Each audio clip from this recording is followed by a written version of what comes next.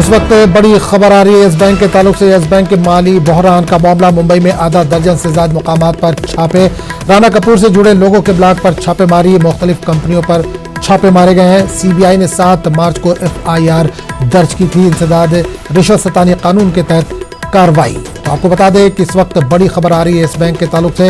Yes bank के माली बहरान का मामला, मुंबई में आधा दर्जन से ज्यादा मुकामात पर छापेमारी हो रही है। राणा कपूर से जुड़े लोगों के ब्लॉक पर छापेमारी, मुख्तलिफ कंपनियों पर भी हुई है छापेमारी। सीबीआई ने 7 मार्च को FIR दर्ज की थी। इंसदाद रिश्वत सतानी कानून के तहत कार्रवाई।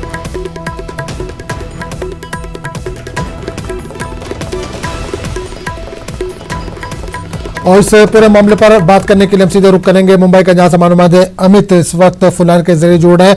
अमित, राणा कपूर की गिरफ्तारी तो हो गई है, मुंबई में आधे दर्जन से ज्यादा मुकामात पर छापेमारी भी हो रही है। देखिए निश्चित, जिस तरह से यस बैंक का मामला और राणा कपूर का मामला सामने आया, उसके बाद से ईडी ने शिकंजा कसा और शिकंजा कसने के बाद सीबीआई ने भी जो है इनके खिलाफ मामला दर्ज किया है। और लगातार जो है मुंबई और दिल्ली में जो है यस बैंक के जो दफ्तर है और जहां पे राणा कपूर के जो ऑफिसेस है और DHFL जिस कंपनी को जो है लोन दिया गया था जिससे 600 करोड़ रुपए की रिश्वत लेने की बात सामने आई थी, उस कंपनी के जितने प्रमोटर्स हैं उनके ऑफिसेस पे भी लगातार जो है रेड चल रही है। और इसमें जो ये लगभग 4000 करोड़ से ज्यादा का मामला जो है ये धोखाधड़ी का बताया जा रहा है। मैं आपको बताऊं कि कई सारे दफ्तर में जो है एक साथ रेड चल रही है। जैसे इंडिया बुल्स है उसके दफ्तर में 7th और 8th फ्लोर पे रेड चल रही है। 15th फ्लोर पे जो है इंडिया बुल्स में वहां पे रेड चल रही है। दूसरा वर्ली में एक नेहरू सेंटर है, वहां पे 8th और 9th फ्लोर पे रेड चल रही है। तो कहीं ना कहीं यश बैंक के जो CEO थे पहले राणा कपूर, उनके सारे ठिकानों पे, साथ ही साथ DHFL जो पहले से DHFL के जो ओनर है वो पहले से ही अरेस्ट है PMC बैंक मामले में, और उनके भी ठिकानों पे जो है रेड लगातार चल रही है। और लगातार जो CBI और ED की टीम है वो इस पूरे मामले को जो खंगालने में लगेगी, आखिर किस तरह से लोन दिया गया, लोन के एवज में कितने पैसे लिए गए। मैं आपको बताऊं कि जो हमारे पास जानकारी आ रही है कि राणा कपूर के पास लगभग 2000 करोड़ की संपत्ति है, जिन्होंने अपने भारत देश के साथ साथ दूसरे देशों में भी इन्वेस्ट किया है। इन्होंने 20 से ज्यादा नई सेल कंपनियां बनाई और इस सेल कंपनियों में जो है इन पैसों को इन्वेस्ट किया। कल हमने देखा कि उनकी बेटी जो है एक वो एयरपोर्ट से जो है ब्रिटिश एयरवेज से लंदन जाने वाली थी, लेकिन उन्हें एयरपोर्ट पे रोक लिया गया क्योंकि राणा कपूर के पूरे परिवार के खिलाफ जो है लुकआउट नोटिस जारी है। यानी एक के बाद एक करके शिकंजा जो कसता चला जा रहा है। अब यही देखा जा रहा है कि आखिरकार इतने पैसों का ट्रांजेक्शन कैसे हुआ, DHFL को लोन क्यों दिया गया। दूसरे और भी कुछ औद्योगिक घराने हैं उनको भी लोन देने की बात सामने आई कि ये लोन दे देते थे और बदले में जो है इनकी शेल कंपनियों में जो है जो रिश्वत का पैसा है वो लगाया जाता था। तो इनकी 3 बेटियां हैं राणा कपूर की, उन तीनों बेटियों के नाम जो है अलग अलग कंपनियां और लगभग 2000 करोड़ की संपत्ति जो है बताई जा रही है। बिल्कुल अमित, एक चीज और जानना चाहूंगा, राणा कपूर से लगातार पूछताछ जारी, 28 घंटे लगातार इनसे पूछताछ हुई थी। क्या उसी बुनियाद पर जो छापेमारी की कार्रवाई हुई है, क्या पूछताछ के दौरान जो चीजें निकली हैं, जो खुलासा हुआ, उसकी बुनियाद पर यह छापेमारी हो रही है? देखिए निश्चित रूप से कल कोर्ट में जब इन्हें प्रोड्यूस किया गया तो ईडी ने ये कहा कि ये हमें कॉपरेट नहीं कर रहे हैं। हालांकि उनके वकीलों ने ये कहा कि हम कॉपरेट कर रहे हैं, सारी चीजें हम दस्तावेज देंगे। और इन्होंने 5 दिन की रिमांड मांगी थी, लेकिन जो 11 तारीख तक जो है ईडी को रिमांड दी गई है। ईडी लगातार इनसे पूछताछ चल रही है। मैं आपको बताऊं कि DHFL के जो प्रमोटर है यहाँ पे कपिल वाधवान, वो पहले से ही जो है PMC बैंक घोटाले मामले में जो है वो पहले से ही अंदर है, यहाँ पे अरेस्ट हुए हैं। तो उस मामले की भी जांच चल रही थी और उस मामले की जांच से जो है ये परत भी खुली। तो कहीं ना कहीं राणा कपूर से जो लगातार पूछताछ चल रही है, कपिल वाधवान से जो है पूछताछ चल रही है। और एक और प्रमोटर है RKW जो कंपनी थी डेवलपर, उसके एक और पार्टनर है धीरज दीवान पे भी लगातार जो ईडी का शिकंजा जो कसता चला जा रहा है। तो लगातार पूछताछ में जो है दोनों ही तरफ से कुछ बातें निकल कर सामने आ रही हैं। और उसके बाद CBI जो है लगातार सर्च कर रही है, ईडी जो है लगातार सर्च कर रही है। और जो भी इनसे संबंधित लोग हैं उन सारे लोगों को बुला के लगातार पूछताछ भी की जाएगी। चलिए, बहुत बहुत शुक्रिया अमित इस तमाम जानकारी के लिए। तो नाज़रीन, आपको बता दें कि इस बैंक की माली बहरान का मामला, मुंबई में आधा दर्जन से ज्यादा मुकामात पर छापेमारी, राणा कपूर से जुड़े लोगों के ब्लॉक पर भी छापेमारी की जा रही है। एक और बड़ी खबर आ रही है कोरोना वायरस के ताल्लुक से। कोरोना वायरस की वजह से IPL के इनेकाद पर खतरा, महाराष्ट्र के वजीर सेहत राजेश टोपे का बयान, IPL को किया जाएगा मुलतवी। रियासत में लोगों के यकजा होने से वायरस फैलने का अंदेशा। तो एक बार फिर बता दें, एक और बड़ी खबर आ रही है कोरोना वायरस और IPL को लेकर। कोरोना वायरस की वजह से IPL के इनेकाद पर खतरा, महाराष्ट्र के वजीर सेहत राजेश टोपे का बयान, IPL को किया जाएगा मुलतवी। रियासत में लोगों के यकजा होने से वायरस फैलने का अंदेशा है।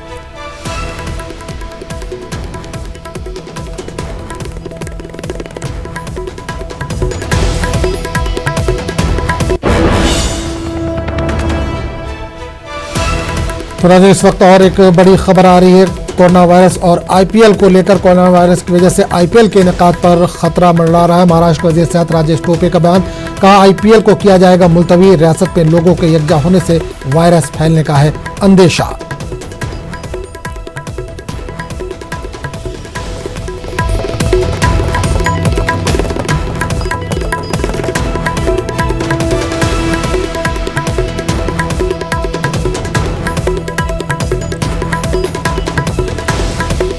तो नाज़रीन, एक बार फिर आपको बता दें कि कोरोना वायरस की वजह से आईपीएल के इनेकाद पर खतरा मंडरा रहा है। महाराष्ट्र वजीर सेहत राजेश टोपे ने ये बयान दिया। उन्होंने कहा कि आईपीएल को मुलतवी किया जाएगा, रियासत में लोगों के यकजा होने से वायरस फैलने का अंदेशा है, खतरा है, जिसकी वजह से आईपीएल को मुलतवी किया जाएगा। कोरोना वायरस की वजह से आईपीएल के इनेकाद पर खतरा मंडरा रहा है। महाराष्ट्र वजीर सेहत राजेश टोपे ने यह बयान दिया। उन्होंने कहा कि आईपीएल को मुलतवी किया जाएगा, रियासत में लोगों को यकजा होने से वायरस फैलने का अंदेशा इन्होंने जताया है।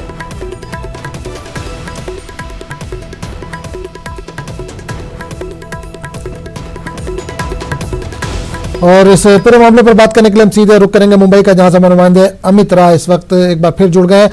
अमित, आईपीएल के इनेकाद पर खतरा मंडरा रहा है कोरोना वायरस को लेकर। महाराष्ट्र के वजीर सेहत राजेश टोपे ने एक बयान दिया है कि इसको टाला जाए।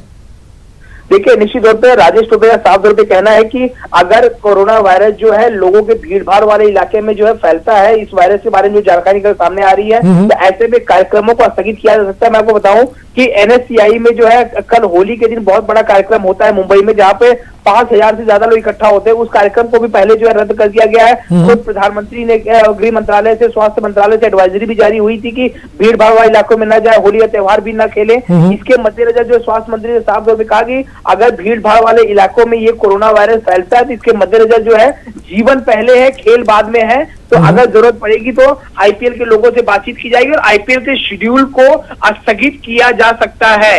यानी कहीं न कहीं जो है आईपीएल पे जो है कोरोना वायरस का खतरा जो है वो मंडरा रहा है, क्योंकि इनका साफ तौर पे कहना है कि जन समाज से बड़ी कोई चीज नहीं है। तो वायरस को रोकना, लोगों की जान जो है पहले हमारी प्राथमिकता है, आईपीएल बाद में। तो कहीं न कहीं आईपीएल पे जो है कोरोना वायरस का जो खतरा है वो उसके आयोजन पे मंडरा रहा है।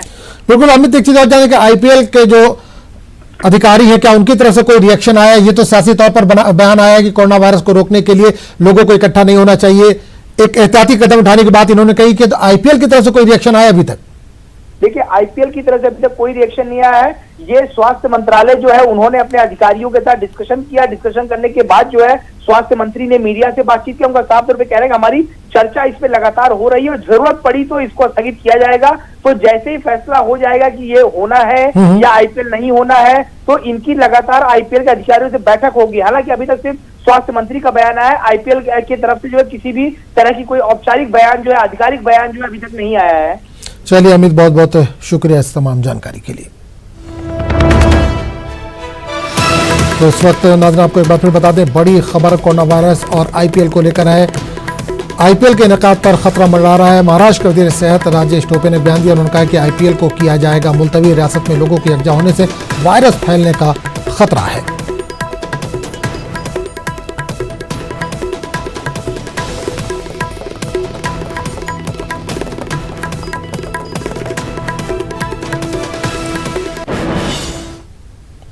शुमाल मशरकी दिल्ली से दानिश नाम के एक नौजवान को हिरासत में लिया गया है। दानिश त्रिलोकपुरी का रहने वाला है। दानिश पर मशरकी दिल्ली तशद्दुद के दौरान मुश्तबा सरगर्मियों में शामिल होने का इल्जाम है।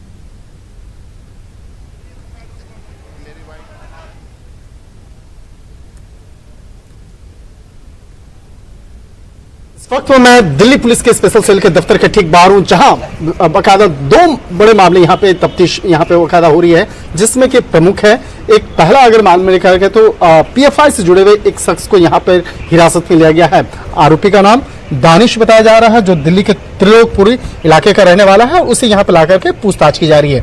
अगर दूसरे मामले की अगर बात करें तो दूसरा जो मामला है वो मामला दिल्ली पुलिस ने कल जिस तरह से बाकायदा दो संदिग्ध लोगों को बाकायदा गिरफ्तार किया गया था, और उसका जो वास्ता जो है बाकायदा बताया जा रहा था वो कश्मीर मूल के रहने वाले हैं, और जिस तरह से हीना और उसके पति को बाकायदा जिस तरह से गिरफ्तार किया था दिल्ली पुलिस ने, इस मामले में काफी महत्वपूर्ण जानकारी मिली है। और बाकायदा ये दिल्ली पुलिस जांच में जुटी हुई है कि किस तरह से सोशल मीडिया पे एक्टिव थे, किस तरह से सीए के मसले पर राजधानी दिल्ली से लेकर पूरे विश्व में बकायदा कई देशों में बकायदा ये तमाम जो गलत संदेश जो है वो फैलाने का काम कर रहे थे और इसके साथ साथ किस तरह से पाकिस्तान और अफगानिस्तान के आतंकियों के साथ में भी उसका कनेक्शन है। तो इन दोनों मामले में बकायदा पूछताछ चल रही है, पड़ताल चल रही है। लेकिन इतना तो स्पष्ट है कि जिस तरह से पीएफआई के कनेक्शन के मामले की पड़ताल चल रही है, जिस तरह से इस मामले पर काफी महत्वपूर्ण जो जानकारी दिल्ली पुलिस के स्पेशल सेल को लगी है और इसके साथ ही जो आतंकी गतिविधियों से जुड़े मामले में जिस तरह से कश्मीर मूल के रहने वाले दोनों दंपत्ति को गिरफ्तार किया गया है, इस मामले में जल्द ही दिल्ली पुलिस की स्पेशल सेल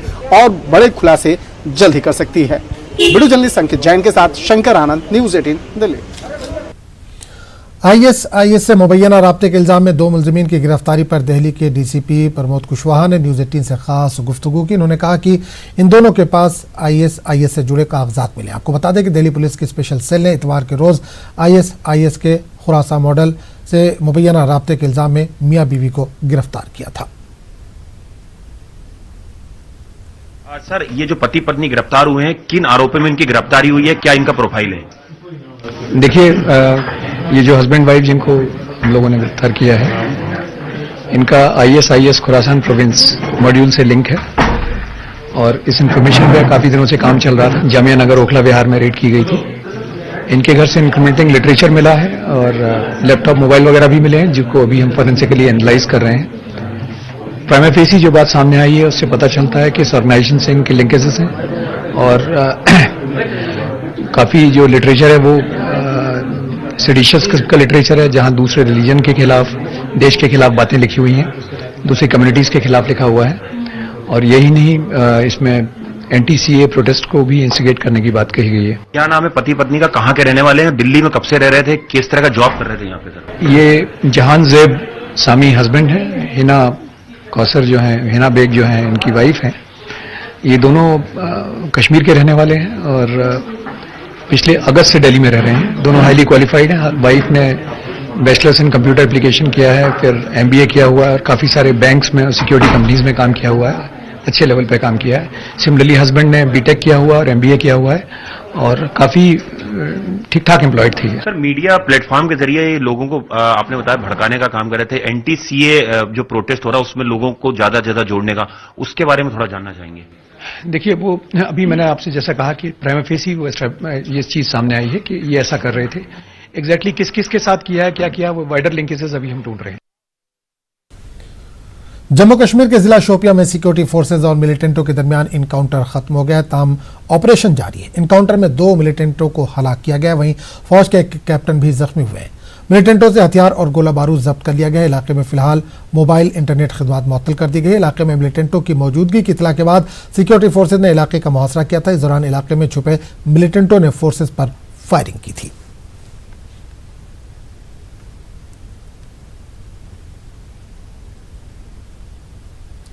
अखिल भारतीय हिंदू महासभा अयोध्या को पाक करेगी। इसका कहना है कि महाराष्ट्र के वजीर आला उद्धव ठाकरे के दौरे और रामलला के दर्शन से अयोध्या नापाक हो गई है। इसलिए आज हिंदू महासभा राम जन्मभूमि अहाते का शुद्धिकरण करेगी। सरयू नदी और गंगा नदी के पानी से राम जन्मभूमि अहाते को शुद्ध किया जाएगा।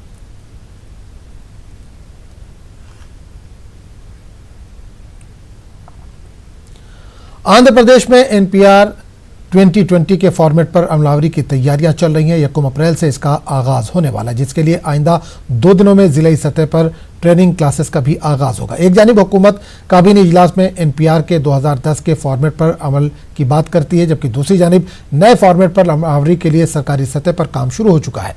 Alliance against NPR CA NRC organisation के रियासती कन्वीनर ने वज़ीर आला जगनमोहन रेड्डी पर रियासत के अवाम को गुमराह करने का इल्जाम आयद किया। इन्होंने 24 घंटे में वजाहत पेश करने की वज़ीर आला से अपील की है।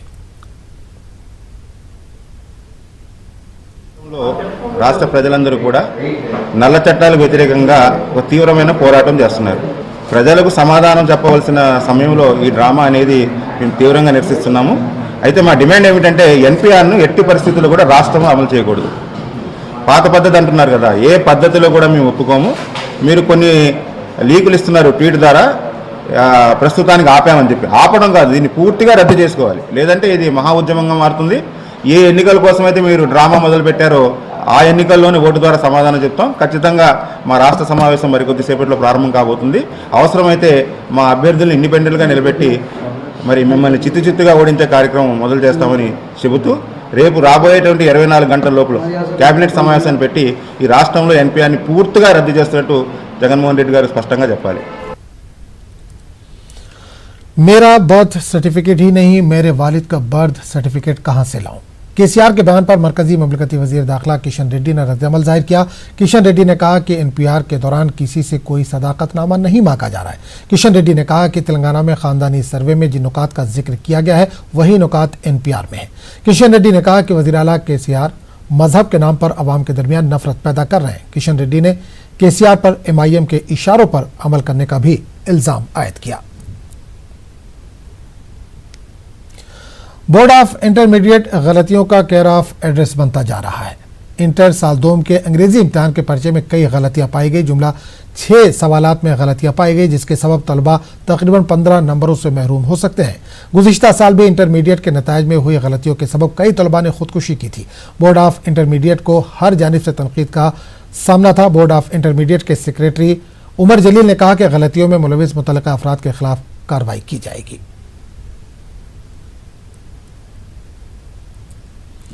आंध्र प्रदेश में बहुत जल्द मुकामी इदारा-जाती इंतखाबात होने वाले हैं। मुकामी इदारा-जाती इंतखाबात के लिए बीजेपी जनसेना के दरमियान इत्तेहाद हुआ है। विजयवाड़ा में बीजेपी और जनसेना के लीडरों ने एक इजलास किया। 2 घंटों तक जारी रहने वाले इजलास में 12 मार्च को मुश्तरका तौर पर मंशूर जारी करने का फैसला किया गया। बीजेपी लीडर पुरंदेश्वरी ने मौजूदा जगन हुकूमत पर इंतकामी सियासत करने का इल्जाम आयद किया। बीजेपी जनसेना ने मुश्तरका तौर पर इंतखाबात में हिस्सा लेते हुए कामयाबी हासिल करने का दावा किया है।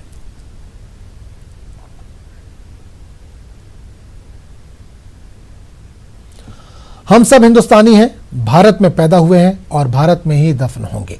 इसी नारे के साथ सीएए, एनआरसी और एनपीआर के खिलाफ गुंटूर के चलगालोरी में ख्वातीन ने बड़े पैमाने पर एहतजाज किया। हजारों ख्वातीन ने एहतजाज में हिस्सा लिया। मुस्लिम माइनॉरिटी, अंजुमन इस्लाम, मुस्लिम जेएसी और जमीयत उलमा की जानिब से एहतजाज किया गया। इस दौरान मोदी डाउन डाउन के नारे भी बुलंद किए गए। एहतजाजी रैली में तमाम मज़ाहिब की ख्वातीन ने हिस्सा लिया। एहतजाजी ख्वातीन ने कहा कि मरकज़ की बीजेपी हुकूमत मुल्क के अवाम के दरमियान मजहब की आड़ में नफरत के बीज बो रही है।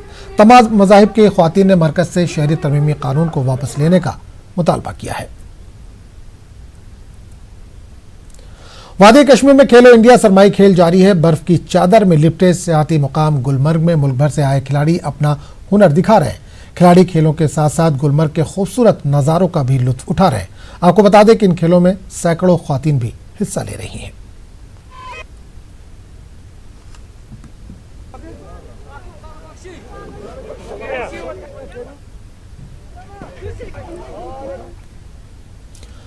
जयपुर के शहीद स्मारक पर गुज़िश्ता 38 दिनों से सीएए, एनआरसी और एनपीआर के खिलाफ एहतजाज जारी है। शहीद स्मारक पर यौम ख्वातीन के मौके पर ख्वातीन में स्किल डेवलपमेंट और ख्वातीन की खुद मुख्तारी के ताल्लुक से नुमाइश लगाई गई। हमारे नुमाइंदे अरबाज अहमद ने इसका जायजा लिया।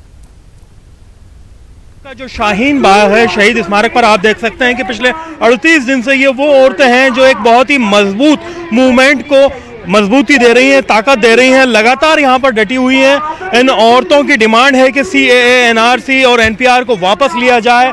लगातार यहाँ पर धरने प्रदर्शन जारी हैं। आज यहाँ पर बहुत ही खास अंदाज में इंटरनेशनल वुमेंस डे सेलिब्रेट किया जा रहा है। औरतों की उस ताकत को यहाँ पर सलाम किया जा रहा है जिस ताकत के बलबूते ये तमाम लोग डटे हुए हैं और ये डिमांड कर रहे हैं कि जो वुमेंस की जो सोच है उसे समझा जाए, उनकी बात को माना जाए। आप देख सकते हैं कि आज का जो खास दिन है वुमेंस डे का, यहाँ पर एक मीना बाजार लगाया गया है। जो तमाम प्रोडक्ट्स हैं, जो तैयारियां की गई हैं, चीज़ें बनाई गई हैं, वो औरतें यहाँ पर ख़रीदारी भी कर रही हैं, बेच भी रही हैं। एक दूसरे की जो स्किल्स हैं, हैंडीक्राफ्ट्स हैं, उसको समझने की और बताने की कोशिश कर रही हैं। क्या आप लोगों का आज यहाँ पर रहा है खास और किस तरह से सेलिब्रेट कर रहे हैं वुमेंस डे? ये आज हमने अंतर्राष्ट्रीय महिला दिवस सारे जयपुर के महिला संगठनों ने शाहीन बाग पर मनाने का फैसला लिया और एक आवाज से हमने एक नारा बुलंद किया है आज कि इस देश के अंदर महिला अत्याचारों के साथ साथ और उससे ज्यादा जो आज केंद्र की सरकार ने सीएए, एनपीआर, एनआरसी ला करके जो देश को तोड़ने का और देश के संविधान के ऊपर हमला करने की जो कोशिश की है,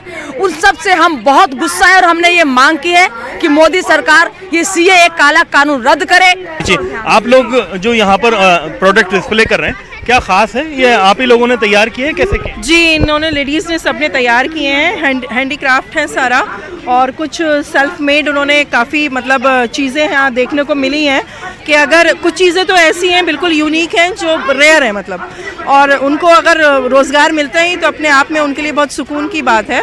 और हमारी कोशिश यही है कि हम औरतों को उनके पहचान दिलवाएं, उनके वजूद के साथ जागरूक करें कि वो भी कुछ कर सकती हैं, वो भी कुछ कर सकते हैं, सेल्फ डिपेंड हो सकती हैं। हो सकते हैं। आप लोग जो यहाँ पर प्रोडक्ट डिस्प्ले कर रहे हैं, ये आपने खुद बनाया है? ये जो फ्लावर पॉट है क्या है? मैंने खुद बनाया है अपने हाथों से। इसलिए क्या कोशिश थी, क्या आप मैसेज देना चाहते हैं? मैं ये मैसेज देना चाहती हूँ कि बस रोजगार बहुत हो गई तो मेहनत करते हैं हम तो खुद आगे बढ़ना चाहते हैं। औरतें भी आगे आई हैं एक तरफ, पहली बार सेलिब्रेट कर रही हैं, पहले भी सेलिब्रेट? नहीं, पहली बार ही है, बस यहीं शाहीन बाग को आगे तरक्की देने के लिए मतलब ये दिया गया है, पहली बार। मदद भी होनी। आपने क्या बनाया है? ये अपनी बच्ची बनाती है ड्रेस, बुटीक का काम किया हुआ है। हाँ, आगे बढ़ना चाहते हैं हम, और हम खुद सिलाई करते हैं, मतलब सिलाई भी करते हैं और सेल भी करते हैं। खुद ही करते हैं आप? आपका नाम बताइए। अरीबा। अरीबा, कितना ही पढ़ाई की आपने? और बीकॉम फाइनल। आप पढ़ाई के साथ साथ वुमेन एम्पावरमेंट पर भी फोकस कर रहे हैं? यस। कैसे कर रहे हैं? We are job in our schools and we are teaching students also and studies also we are doing MCOM final। क्योंकि बुर्के की अगर बात की जाए तो ख़ास तौर पर हमेशा ये पहले माना जाता था कि सबसे ज़्यादा जो महिलाओं के अधिकारों का हनन होता है वो मुस्लिम महिलाओं के साथ होता है, लेकिन अब सोच बदल रही है और जो नज़ारे हैं वो भी बदल रहे हैं। देखिए, अब तक जो बात कही जा रही है या कही जा रही थी कि भाई मुस्लिम महिलाएं जो है दबाई जा रही है, ऐसा कुछ भी नहीं था।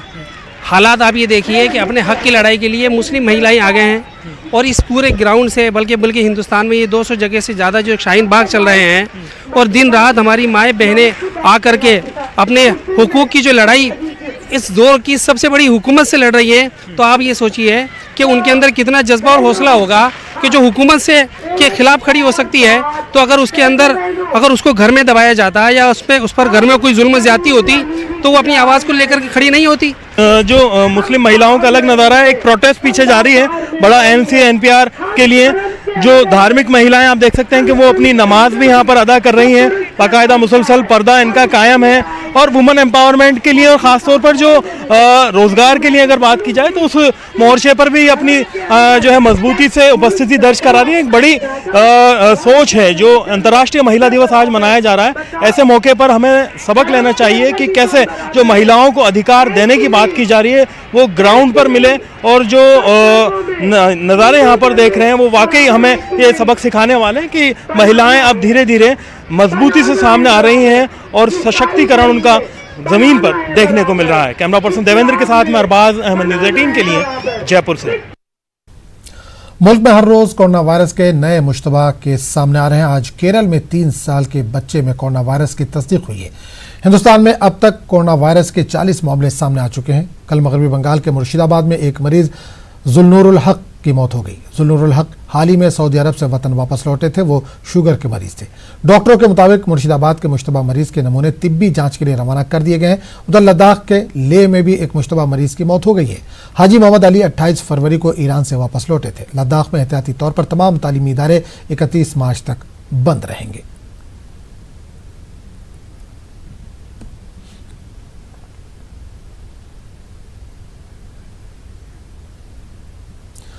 सऊदी वली अहद मोहम्मद बिन सलमान की हुकूमत गिराने की साजिश के इल्ज़ाम में शहजादों की गिरफ्तारी का सिलसिला जारी है। जिन शहजादों को गिरफ्तार किया जा चुका है इनमें अहमद बिन अब्दुल अजीज शामिल है।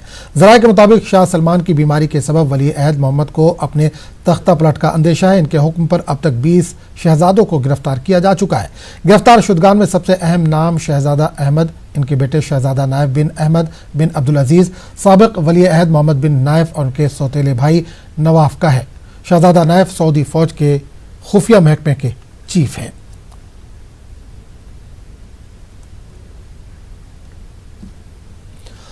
मौलाए कायनात खलीफा रसूल हज़रत अली रज़ी अल्लाह तआला अन्हु का आज यौम विलादत है। 600 1 ईस्वी में हज़रत अली की विलादत खाने काबा में हुई। मौला अली ज़िंदगी के आखिरी सांस तक आका नामदार के रास्ते पर जानिसारी, ईसार और कुर्बानी की मिसाल पेश करते रहे। हुजूर पाक की सबसे प्यारी साहिबजादी फातिमा से हज़रत अली का निकाह हुआ। रसूल पाक ने हज़रत अली को इल्म का दरवाज़ा कहा और फरमाया कि अली मुझसे हैं और मैं अली से हूँ। आज पूरी दुनिया में मौलूद काबा के यौम पैदाइश की मुनासिबत से जश्न मनाया जा रहा है, महफिलों का एहतमाम किया जा रहा है।